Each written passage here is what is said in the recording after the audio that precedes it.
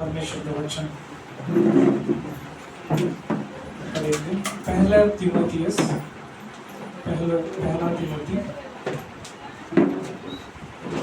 अध्याय 4, first Timothy chapter 4 versus 6 to 8। अध्याय 4 6 से 8। यदि तू भाइयों को इन बातों की सुधि दिलाता रहेगा तो मसीह यीशु का अच्छा सेवक ठहरेगा और विश्वास और उस अच्छे उपदेश की बातों से जो तू मानता आया है तेरा पालन पोषण होता रहेगा। पर अशुद्ध और बूढ़ियों की सी कहानियों से अलग रह और भक्ति की साधना कर, क्योंकि देह की साधना से कम लाभ होता है, पर भक्ति सब बातों के लिए लाभदायक है, क्योंकि इस समय के और आने वाले जीवन के भी प्रतिज्ञा इसी के लिए है। ये हम प्रार्थना करते। प्रभु धन्यवाद, ये समय आपका वचन से हमसे बात करने का समय है। मुझे आपके वचनों का अभिषेक करना, लोगों के कानों का अभिषेक करना, ताकि पवित्र आत्मा जो बात करना चाहते हैं सुन पाए कि सिंहासन की ओर से का संदेश कभी नहीं। धन्यवाद देते यीशु मसीह के नाम से, आमीन। आज हम इस विषय पर कुछ देर हम वचन सुनेंगे। प्रेरित पौलुस तिमोथी को बताता है, यहाँ पर हम पढ़ा है, परंतु अपवित्र और पुरानी चीजों जो है उनकी वो सारी कहानियों को अस्वीकार करो और भक्ति की ओर बढ़ो। क्या बोल रहा है? भक्ति की साधना करो। ये आज का विषय, परमेश्वर की भक्ति के प्रति अपने आप को क्या करना है? ट्रेन करो, प्रशिक्षित करो, साधना करो। क्योंकि शारीरिक व्यायाम जो है वो थोड़ा लाभ है। आप समझते हो, एक्सरसाइज करते हैं, शारीरिक व्यायाम। पौलुस बोल रहा है कि वो जो आप एक्सरसाइज करते हो हर दिन, आपका स्वास्थ्य के लिए, हेल्थ के लिए, वो थोड़ा लाभदायक होता है, परंतु भक्ति सब बातों में लाभदायक है, क्योंकि उस जीवन का जो अभी है और जो आने वाला है उसकी प्रतिज्ञा है। जो शारीरिक व्यायाम के बारे में थोड़ा समझेंगे तो आप भक्ति के बारे में समझेंगे। तो पौलुस बोलना चाहता है शारीरिक व्यायाम है, क्या बोलता है उसको? एक्सरसाइजेस। वो हमारे शरीर के लिए अच्छा है और आप फिट एंड फाइन रहने के लिए लोग क्या करते हैं? एक्सरसाइज करते हैं।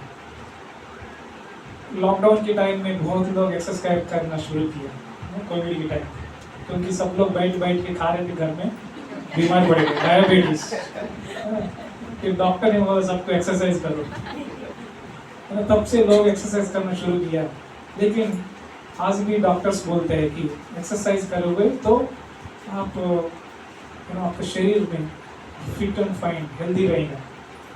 और वॉकिंग करने से बहुत सारी बीमारियां शरीर में नहीं आते, जैसा बीपी, शुगर और हार्ट रिलेटेड प्रॉब्लम्स। तो वो अच्छा है। पौलुस ये नहीं बोल रहे वो अच्छा नहीं है, वो अच्छा है, लेकिन वो बोल रहा है कि इस शारीरिक व्यायाम को उससे तुलना कर रहा है। किससे? तो भक्ति से। ध्यान दें, यहाँ पर एक्सरसाइज किसको करना है? आपके लिए मैं एक्सरसाइज नहीं कर सकता। अगर आपको स्वस्थ रहना है तो आपके लिए मैं खुद आपके लिए मैं एक्सरसाइज नहीं कर सकता। व्यायाम किसको करना है? आपको ही करना है, अगर आपको स्वस्थ रहना है तो वैसा ही अपने लिए व्यायाम करना होगा और अपने लाभ के लिए मुझे केवल अपने लिए वो व्यायाम करना होगा। एक बार एक छोटा सा इलस्ट्रेशन मैं बताता हूँ आपको। ये आपके खुद के लिए करना है, आपके लिए कोई दूसरा व्यक्ति व्यायाम नहीं करेगा, क्योंकि अगर मैं करूँगा तो मैं खुद अच्छा रहूँगा, लेकिन आप नहीं हो तो आपको करना है। एक अमीर व्यक्ति था, एक जगह पर पहुंचा, वहाँ पर कुश्ती लड़ाई हो रहा है। ध्यान से सुनो, कुश्ती लड़ाई हो रहा था और उसके पास इतना संपत्ति था, वो उस संपत्ति को प्रोटेक्ट करके रखने के लिए, सुरक्षित रखने के लिए उसको कोई नहीं था उसके पास। तो ये उस पर वहाँ पर गया जहाँ पर कुश्ती लड़ाई हो रहा है। तो वहाँ पर लोग जमा हो गया और सब लोग चिल्ला रहे थे, एक व्यक्ति आने वाला है, वो बड़ा पहलवान बॉक्सर, और सीटी बजा रहे थे, नाच रहे थे, चिल्ला रहे थे।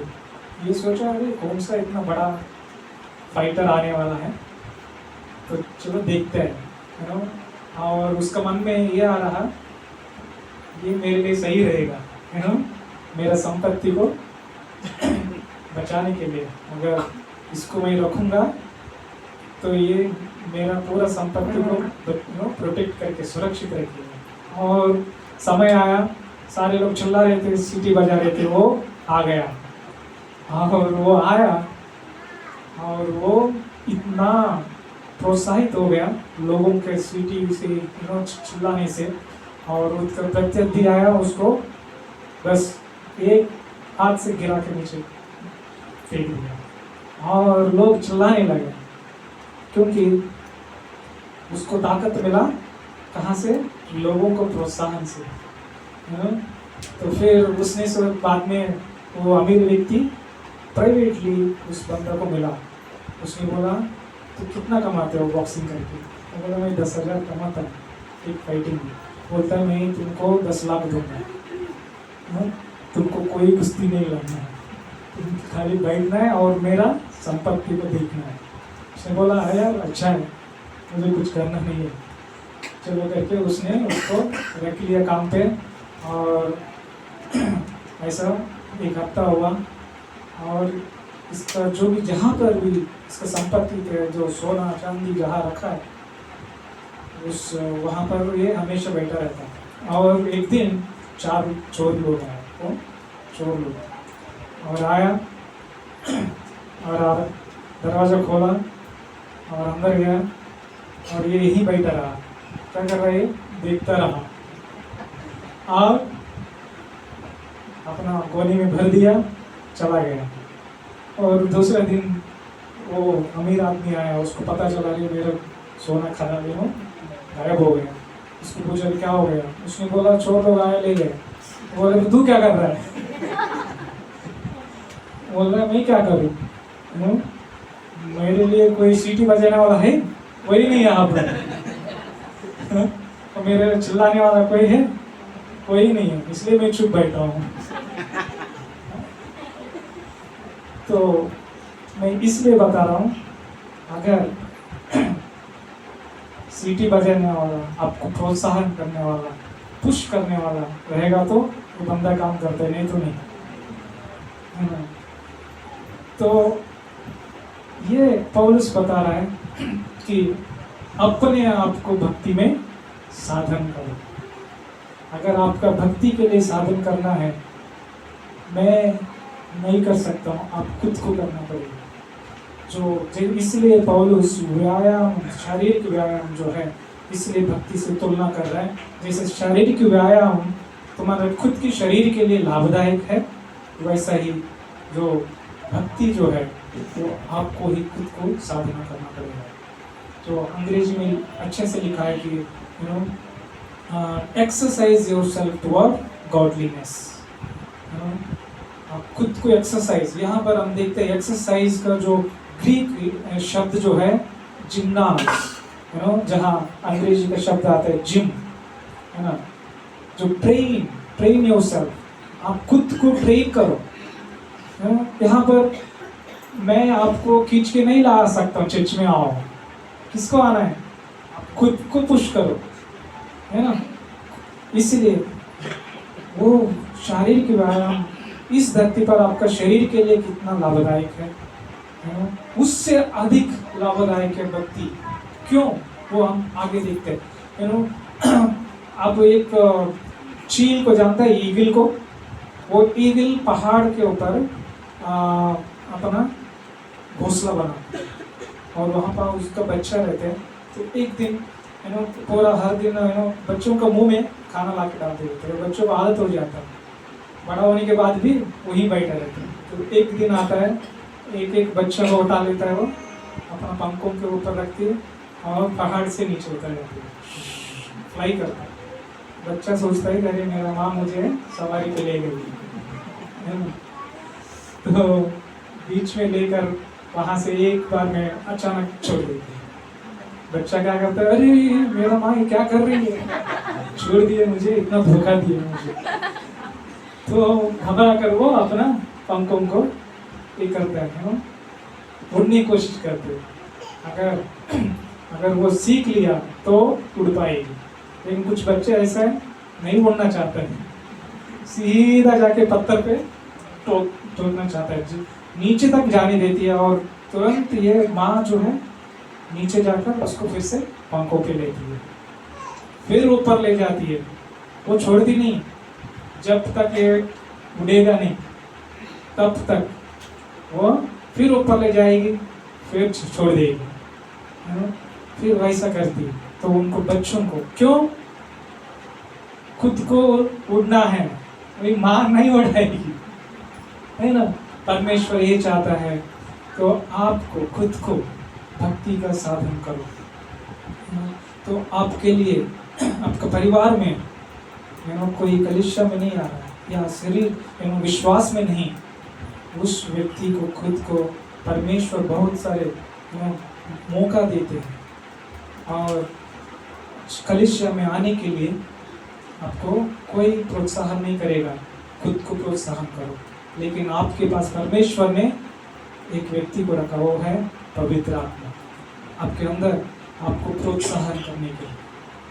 तो कई बार हम पवित्र आत्मा का आवाज़ सुनते हैं, लेकिन पवित्र आत्मा का आवाज़ को हम नहीं लेते, इसलिए हम अपना मन का चलाता है। So exercise yourself toward godliness. वो बहुत प्रेरित पौलुस ने यहाँ भक्ति का तुलना व्यायाम से किया, और जैसे आप स्वयं शारीरिक व्यायाम करते हैं वैसा ही आपको परमेश्वर की भक्ति के लिए भी व्यायाम करना पड़ेगा। ये आपके अपने लिए, दूसरों के लिए नहीं। जब उद्धार आपके अपने लिए है, अभी उद्धार के बारे में हम सोचते हैं आपका उद्धार के लिए मैं कुछ कर सकता हूँ, नहीं। खुद स्वयं उद्धार के लिए आपको विश्वास करना पड़ेगा। मैं विश्वास करने से आपको उद्धार नहीं मिलेगी, परमेश्वर उद्धार आपको आपके विश्वास पर उद्धार मिलता है। वैसा ही आपको केवल अपने उद्धार के लिए व्यक्तिगत निर्णय लेना होगा। यह है पर्सनल चॉइस, खुद को निर्णय लेना होगा। आपके लिए मैं निर्णय नहीं ले सकता। तो अब पौलुस कह रहा है कि शारीरिक व्यायाम से थोड़ा लाभ होता है, परंतु भक्ति से सब बातों में लाभ होता है। ये कैसे? व्यायाम आपको इस सांसारिक जीवन में खुद को कैसे फिट रखने के लिए मदद करता है। जब आप इस धरती को छोड़ेंगे तो आपको व्यायाम की जरूरत है। अगर इस धरती को छोड़ेंगे तभी व्यायाम करोगे।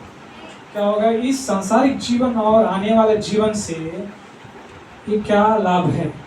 कौन सा ऐसा चीज़ है? अगर व्यायाम इस धरती पर तक है तो वो कौन सा वो चीज़ है इस धरती पर भी और आने वाले जीवन में भी लाभदायक है? वो है आपका भक्ति साधन। वो परमेश्वर बोलते हैं भक्ति साधन मतलब ये है कि आपको परमेश्वर के प्रति, परमेश्वर के भक्ति के प्रति एक्सरसाइज करो, साधना करो। उदाहरण के लिए मैं ये बताता हूँ, भाई गानी है, अच्छा गिटार बजाता है ना, अच्छा गिटार बजाते हैं। वो इस कलिसिया में, इस धरती पर बहुत अच्छा है चर्च के लिए, है ना। लेकिन वो स्वर्ग में कुछ काम है गिटार बजाने की, एंजल्स बजाएंगे हमारे लिए, हम परमेश्वर को आराधना करते रहेंगे। और वो कार भाई है, टैक्सी चलाते हैं, बहुत अच्छा ड्राइवर है ना। यहाँ पर बहुत अच्छा ड्राइवर है, अच्छा काम आता है। हेवन में कार चलाएगा नहीं।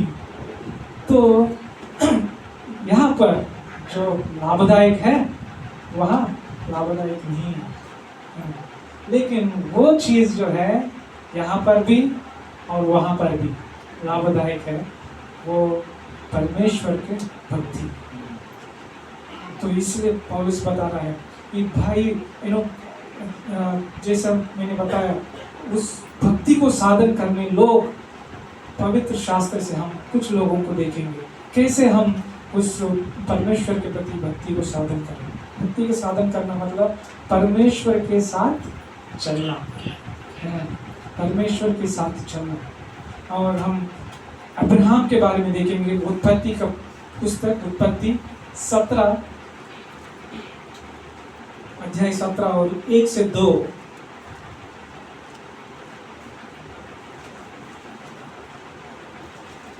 जब अब्राहम 99 वर्ष का हो गया तब यहोवा ने उसको दर्शन देकर कहा, मैं सर्वशक्तिमान ईश्वर हूँ, मेरी उपस्थिति में चल और सिद्ध होता जा।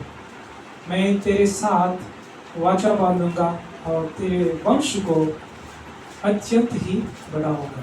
यहाँ पर परमेश्वर ने अब्राहम से बोला, वो यहोवा ने अब्राहम के दर्शन दे उस प्रत्यक्ष होकर बताया कि मैं सर्वशक्तिमान परमेश्वर हूँ और मेरे सामने चलो, मतलब मेरे सामने मेरे साथ चलो। अंग्रेजी में लिखा है वॉक विथ मी, और निर्दोष बनो। क्या है? निर्दोष बनो। Walk with me and be blameless before, और मैं तुम्हारे और अपने बीच वाचा बांधूंगा और तुमको बहुत बढ़ाऊंगा। तो परमेश्वर अब्राहम को बुलाया, जैसा वो बुलाया सब छोड़कर परमेश्वर को पीछे चल गए, है ना। हम पढ़ते हैं जो अब्राहम अपना पिताजी का सारे संपत्ति को, पिताजी का घर को सब छोड़कर निकल पड़ा। परमेश्वर जहाँ जाने के लिए बोला वो पता नहीं कहाँ जाना, विश्वास के साथ निकला और परमेश्वर के साथ चलता रहा। और जैसे परमेश्वर ने बोला मेरे सामने निर्दोष बना, है ना। तो परमेश्वर के साथ चलते रहे तभी हम निर्दोष बन सकते हैं, है ना। नहीं तो हर एक व्यक्ति पापी है। कैसे हम निर्दोष बनेंगे? जो यीशु के साथ चलेगा, यीशु के साथ संगति करेगा, तो वो निर्दोष बन सकता है, वो पाप की क्षमा हो सकता, मिल सकती है हमको। वैसा हम निर्दोष बन सकता है। इब्रानियों को पुस्तक में 11 अध्याय 8-9 में अब्राहम के बारे में जो इब्रानी का लेखक जो है लिखता है इब्राहिम के बारे में, इब्रानी की पुस्तक 11:8-9 में, विश्वास ही से अब्राहम जब बुलाया गया तो आज्ञा मांगकर ऐसी जगह निकल गया जिसे बारिश में लेने वाला था, और ये ना जानता था कि मैं किधर जाता हूँ, तो भी निकल गया। विश्वासी से उसने प्रतिज्ञा किए हुए देश में, पराई देश में परदेश के समान रहकर इसहाक और याकूब समेत जो उसके साथ उसी प्रतिज्ञा के वारिस थे तंबुओं में वास किया। जो हमेशा अब्राहम इस धरती पर बड़ा बिल्डिंग नहीं बांधा खुद के लिए, वो तंबुओं में रहते थे, क्योंकि वो देख रहा था परमेश्वर का से हाथों से बांधा हुआ नगर के लिए, वो स्वर्ग के लिए वो विश्वास से जी रहा था। जैसे परमेश्वर ने उसको बुलाया, वो परमेश्वर के पीछे चलना शुरू किया।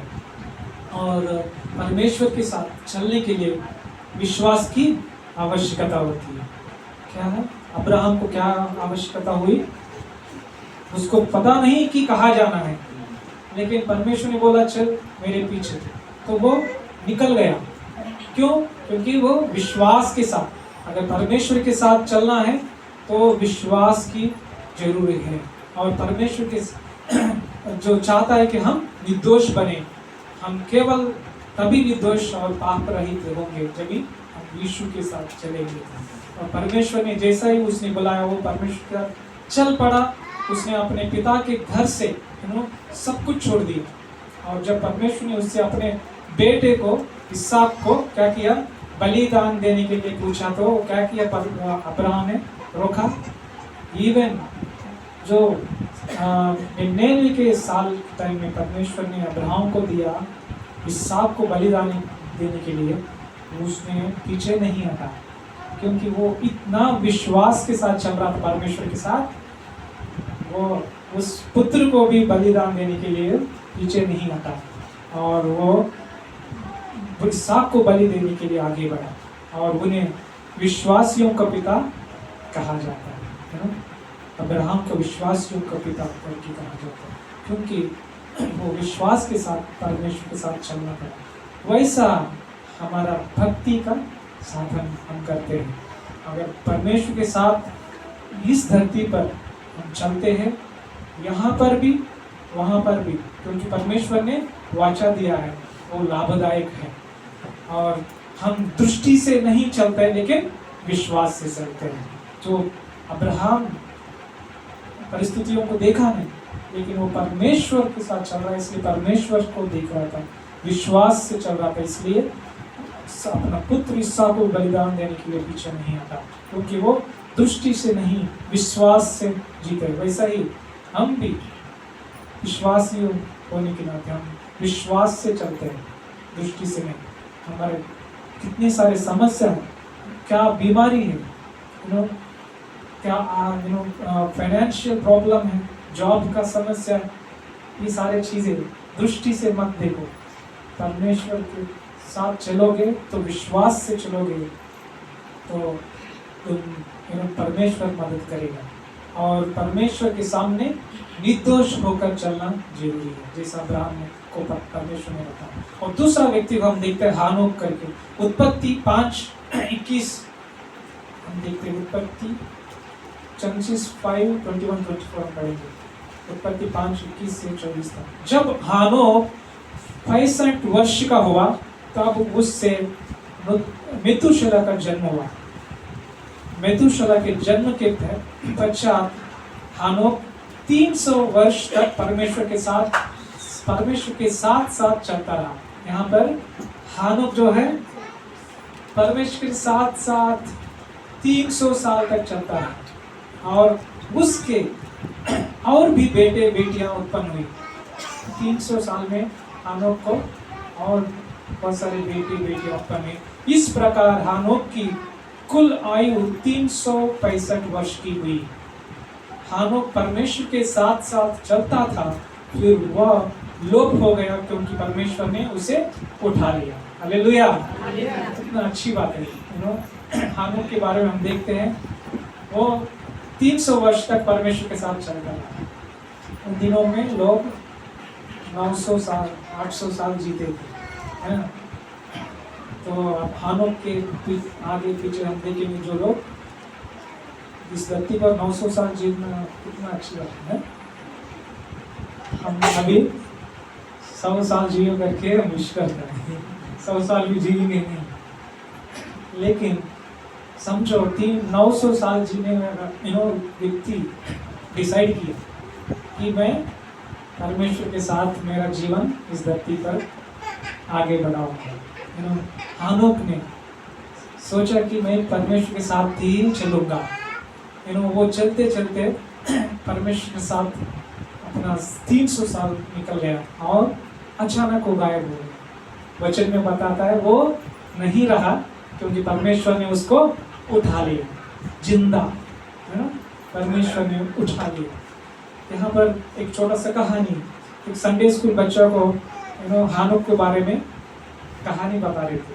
उस बच्चे के मन में एक आइडिया आया और वो संडे स्कूल टीचर को बता रहा था,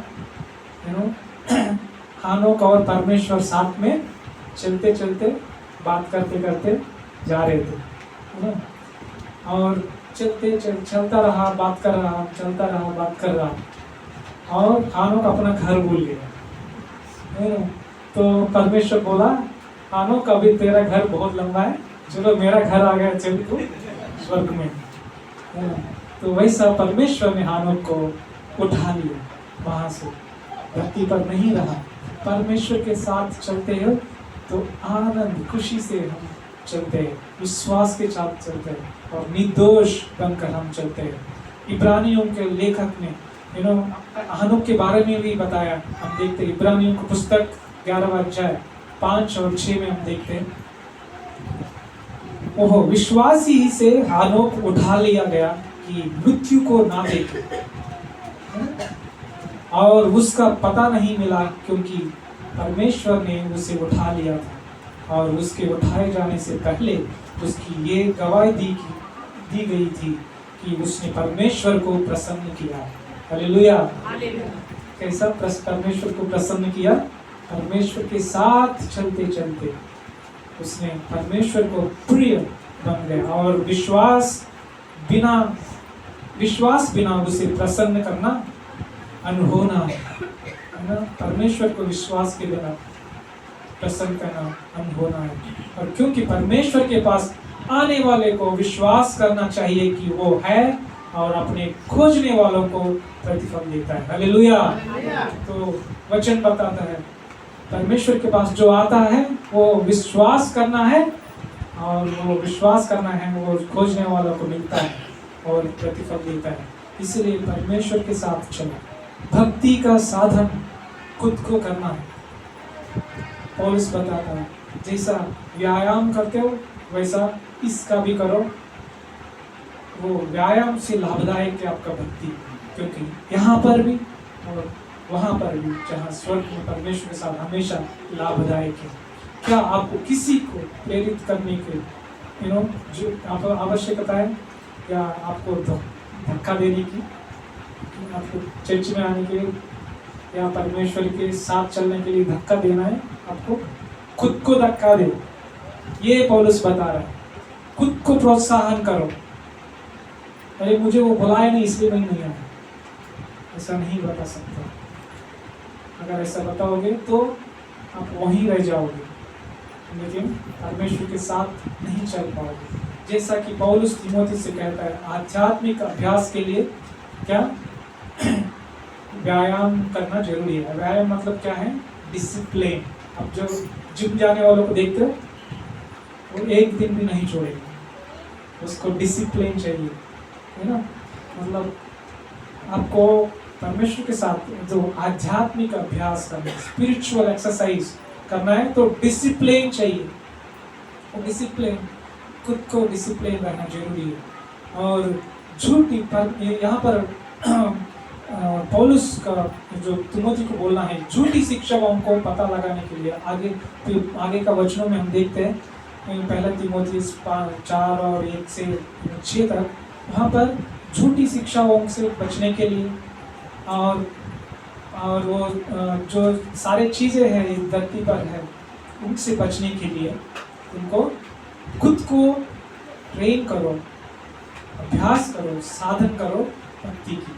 अगर भक्ति का साधना करोगे तो ये सारी चीज़ों से बच सकते हो। तो जहाँ हमें जिम करके जो ग्रीक शब्द है, तो जिम जाने का वो शब्द यहाँ पर पौलुस इस्तेमाल करता है। और विचार यह है कि आध्यात्मिक प्रशिक्षण के लिए अनुशासन, डिसिप्लिन की आवश्यकता होती है। आपको परमेश्वर के साथ चलने की ज़रूरत है, और ऐसा करने के लिए आपको अनुशासन की ज़रूरत है। परमेश्वर के साथ चलने के लिए डिसिप्लिन की ज़रूरत है आपको। तो आपका अनुदिन जीवन में, जो हर दिन के जीवन में आप लोग जैसे एक्सरसाइज करते हो, सब भक्ति का भी साधन करो। और भक्ति का वर्तमान का लाभ क्या होता है? पर पौलुस बता रहा है यहाँ पर भी लाभदायक है, वहाँ पर भी लाभदायक। कैसे है लाभदायक है? यहाँ पर अगर आप परमेश्वर के साथ चलते हो, भक्ति का साधना करते हो, तो आत्मा में चलना शुरू करते हो, पवित्र आत्मा में चलना शुरू करते हो। हम देखा है विश्वास के साथ चलना, निर्दोष बनकर चलना, दृष्टि से नहीं लेकिन विश्वास के साथ चलना, और तीसरा आत्मा में चलना। इस धरती पर जहाँ जब ये आत्मा में चलते हो, कैसे लाभदायक है? जो आत्मा का फल परमेश्वर ने जो वादा किया आपके जीवन में दिखाई देता है। गलतियों का पुस्तक 5:22-23 में लिखा है, भक्ति का वर्तमान का लाभ जो है प्रेम, आनंद, शांति, धैर्य, दया, करुणा, भलाई, विश्वास योग्यता और आत्मसंयम। ये सारे चीजें आपके जीवन में प्रकट होंगे, आत्मा का फल। इसलिए ये लाभदायक है इस धरती पर भी।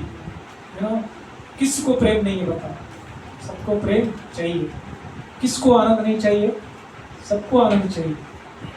और किसको शांति नहीं चाहिए, सबको शांति चाहिए, है ना। कहाँ से मिलता है? जो परमेश्वर देने वाला शांति जैसा संसार देता है वैसा नहीं होता है।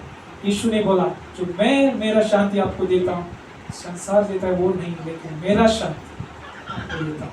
परमेश्वर का प्रेम मिलेगा, उनका आनंद और करुणा, भलाई, विश्वास योग्यता, आत्मसंयम, ये सारे पवित्र आत्मा का फल का जीवन में लाभदायक है। भक्ति का साधना करने से इस संसार में आपको मिलता है। और भक्ति का भविष्य में लाभ स्वर्ग में परमेश्वर ने वाचा किया, वो है परमेश्वर के साथ शाश्वत संगति, अनंत काल का संगति। यीशु ने बताया, यूहन्ना का सुसमाचार 14:3 में वो बताया है कि और यदि मैं जाकर तुम्हारे लिए जगह तैयार करूं तो फिर आकर तुम्हें अपने यहाँ ले जाऊंगा कि जहाँ मैं रहूं वहाँ तुम भी रहो। हालेलुया। कितना अच्छी बात है। परमेश्वर ने हमें वादा दिया है, मैं जहाँ रहूं वहाँ तुम भी रहो और मैं आपके लिए जगह बनाने जा रहा हूँ। तो जो परमेश्वर के साथ चलता है, भक्ति का साधन करते हैं, तो वो भविष्य में आपका लाभदायक है। पौलुस बता रहा है कि परमेश्वर के साथ अनंत काल संगति करने आपको मौका मिलता है। और अंत में पहले तीमुथियुस 4:8 में भक्ति के जो उत्कृष्ट मूल्य और उसे वादे पर प्रकाश डालता है, जो ये वर्तमान और भविष्य दोनों के जीवन के लिए है ना। और इसलिए भक्ति को अपनाकर और झूठी शिक्षाओं, झूठी, बहुत सारे झूठी शिक्षक हैं, आप लोग टीवी पर देखेंगे, सब समझ लगता है कि ये अच्छा बता रहा है। एक शिक्षक है, टीवी पर आता है,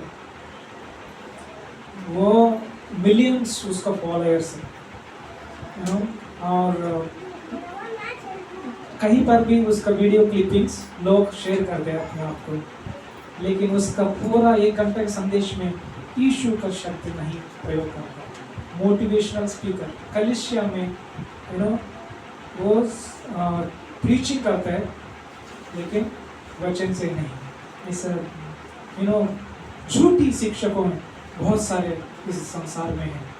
तो उनसे बच के रहना है तो भक्ति का साधन करो, आपको पता चलेगा किससे, इनसे कैसे बच कर रहना।